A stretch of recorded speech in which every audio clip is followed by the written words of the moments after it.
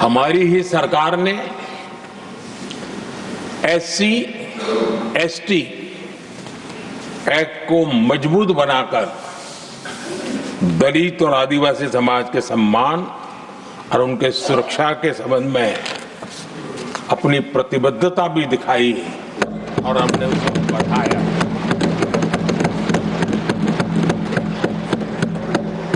आदरणीय सभापति जी, आज जातिवाद का जहर फैलाने के लिए भरपूर प्रयास हो रहा है, लेकिन 3 दशक तक दोनों सदन के ओबीसी एमपीस और सभी दलों के ओबीसी एमपीस सरकारों से मांग करते रहे थे कि ओबीसी आयोग को संवैधानिक दर्जा दिया जाए। ठुकरा दिया गया, इनकार किया गया, क्योंकि शायद उस समय उनकी राजनीति को ये सूट नहीं करता होगा, क्योंकि तुष्टीकरण की राजनीति के और फैमिली फर्स्ट की राजनीति में जब वो बैठेगा तब तक वो चर्चा तक के हित में भी नहीं आता है। आदरणीय सभापति जी, ये मेरा सौभाग्य है कि हम सब ने मिलकर के 3 दशक से मेरे ओबीसी समाज ने जिस बात के लिए मांगे की, आशाएं रखी, जिसको निराश करके रखा गया था, हमने आकर के इस आयोग को संवैधानिक दर्जा दिया।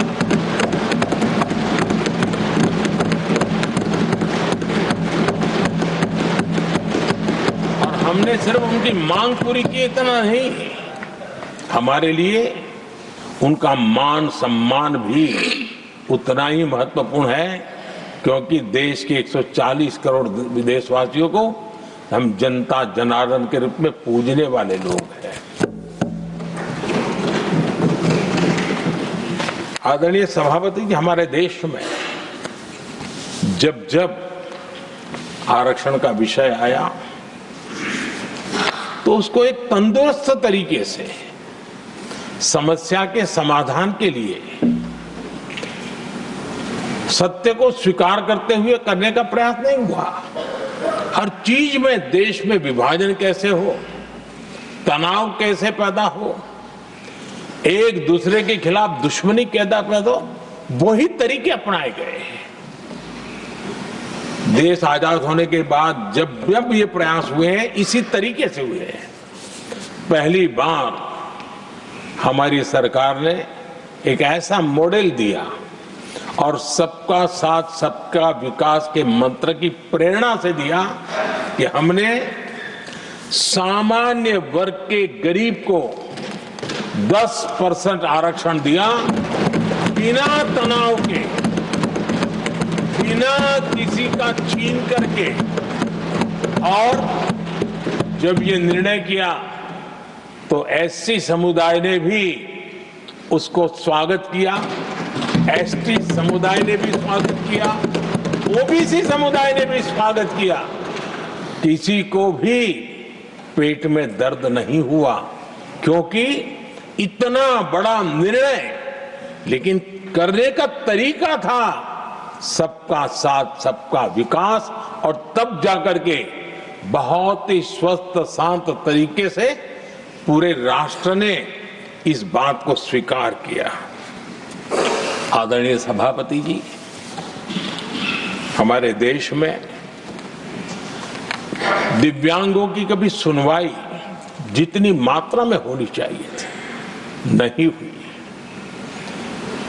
जब सबका साथ सबका विकास का मंत्र होता है ना, तब मेरे दिव्यांग जन भी उस सबके कैटेगरी में होते हैं।